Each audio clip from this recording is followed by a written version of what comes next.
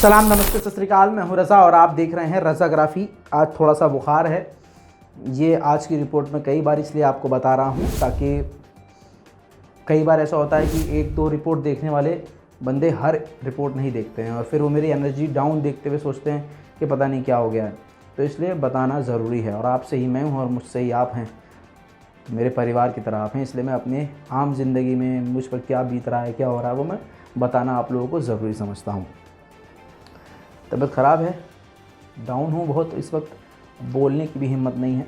लिहाजा मेरी अगर आवाज़ आपको डाउन लग रही है, लो लग रही है तो आज माज़रत, लेकिन फिर भी हिम्मत करके आपके सामने आया हूँ और आपको ख़बर बताऊँगा। हमास ने, जी हाँ, हमास ने ऐलान जंग कर दिया है। आपको पता चल चुका होगा कि 2 फ़िलिस्तीन के लड़ाकों ने इज़राइल के कमांडर का कत्ल कर दिया। इसके बाद आपको बताऊं कि बहुत कुछ हुआ है। इस रिपोर्ट में वो सब कुछ आपको देखने और सुनने को मिलेगा।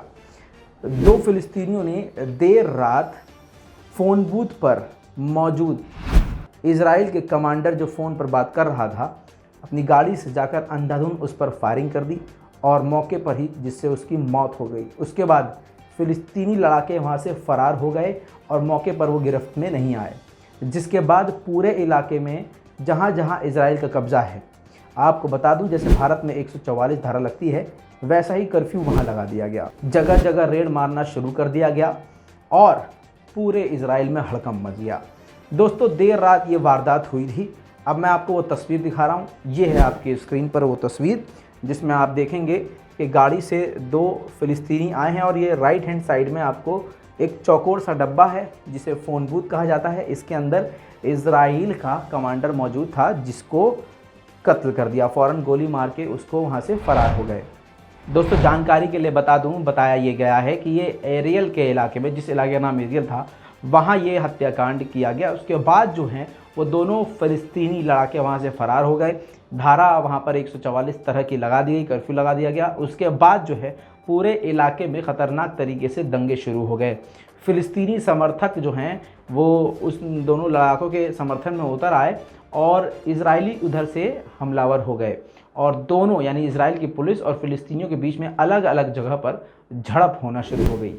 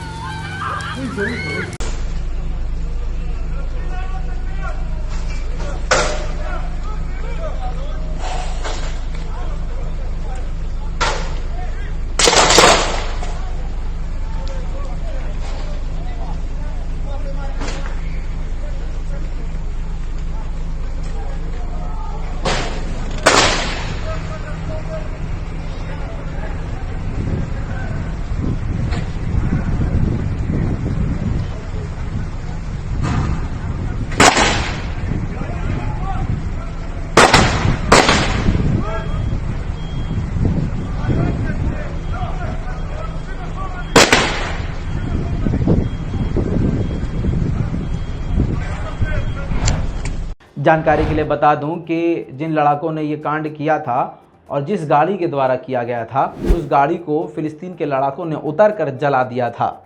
ये जलती हुई गाड़ी ये वही है जिसके अंदर बैठकर फ़िलिस्तीनियों ने अपना ऑपरेशन पूरा किया। दूसरी तरफ अब ये फुटेज आप देखिए जिसके बाद जो है फ़िलिस्तीनियों की ये जो गाड़ी थी ये जली हुई हालत में मिली आईडीएफ को, जिसके बाद आईडीएफ जो है इस गाड़ी को वो सीज करके ले गए। रिपोर्ट के मुताबिक ये दोनों लड़ाके वहां से फरार हुए जिनको सरफित जिले के करावत नगर में आईडीएफ ने गिरफ्तार कर लिया। भागा दौड़ी में एक लड़ाके को गोली मार दी गई जिसकी मौके पर ही मौत हो गई। दोस्तों, ये वो शख्स हैं, अली नाम है जिनका। बताया ये गया है कि इनको मौके पर ही कुछ घंटों के बाद दौड़ भाग करके कत्ल कर दिया गया, जिनकी उम्र 27 साल है। दूसरे ये शख्स हैं जिनको आईडीएफ ने गिरफ्तार कर लिया है।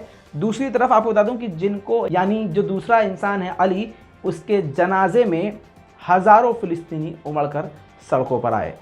जनाजे का वो फुटेज।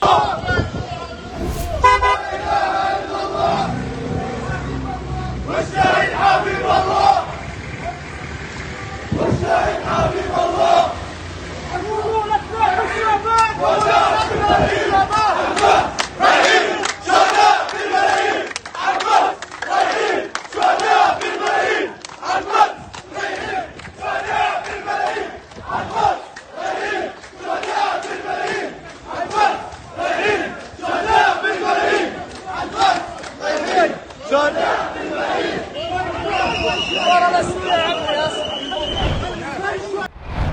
दोस्तों, इनके कत्ल के बाद और इनके ऑपरेशन के बाद पूरे फ़िलिस्तीन में ख़तरनाक झड़प हो गई, जिसके बाद फ़िलिस्तीनियों ने इजराइल की मिलिट्री को निशाना बनाया बॉटल बम से।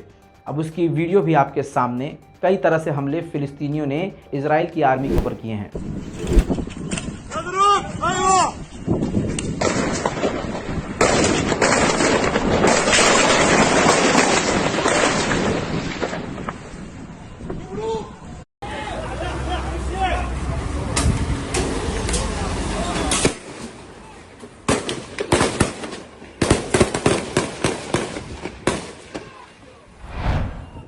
दोस्तों, इन सब के बाद हमास ने इस कत्ल को, यानी जो फ़िलिस्तीनियों ने दोनों ने मिलकर इजरायली कमांडर का कत्ल किया, गार्ड का कत्ल किया, उसकी तारीफ करी और इसको हीरो वाला काम बताया। दोस्तों, हमास के नेता यह्या सिनवार ने कहा कि ये जो काम किया है ये आगे होता रहेगा। इसके अलावा उन्होंने कहा कि हमारे पास 1111 मिसाइल ऐसी हैं जो सिर्फ इजराइल के लिए बनी हैं।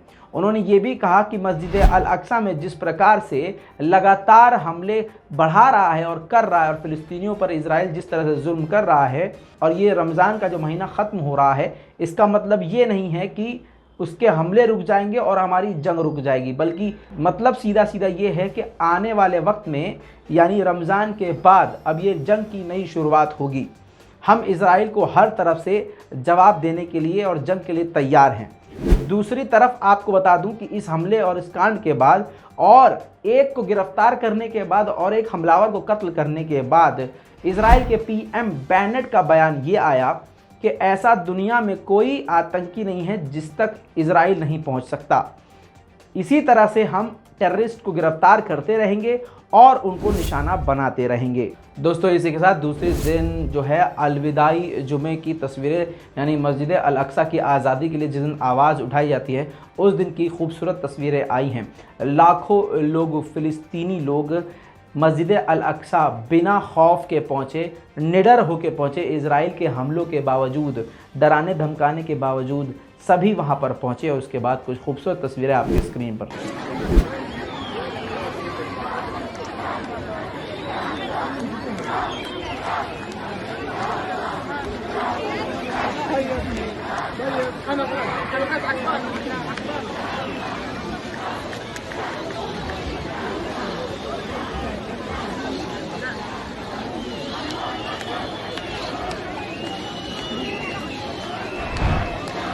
दोस्तों, फ़िलिस्तीन के 29वें रमज़ान की खूबसूरत तस्वीरें आपकी स्क्रीन पर हैं। आपको बता दूं कि लाखों लोगों ने 29 रमज़ान को यहाँ पर शिरकत करी है। यानी ऐसे ऐसे फ़िलिस्तीनी जो बहुत दूर और मुल्क के कोने के इलाके में रहते थे, वो लोग भी जो कभी मस्जिद अल अक्सा नहीं पहुँचे थे, वो इस दिन यहाँ पहुँचे, जिसके बाद ये खूबसूरत तस्वीर आपकी स्क्रीन पर है। दोस्तों, इस पूरी रिपोर्ट पर आपकी क्या राय है? अपनी राय कमेंट में ज़रूर लिखिएगा। रिपोर्ट को शेयर कीजिए। मैं हूँ रज़ा और आप देख रहे हैं रज़ाग्राफी। जय हिंद।